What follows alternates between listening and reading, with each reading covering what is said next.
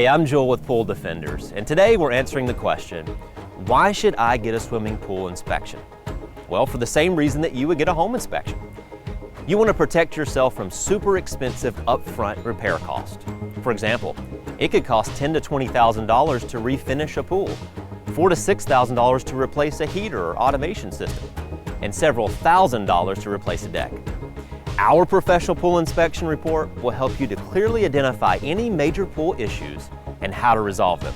We will even make recommendations on how you can save thousands in energy costs. Get the advantage. Protect your investment with a Pool Defenders inspection today.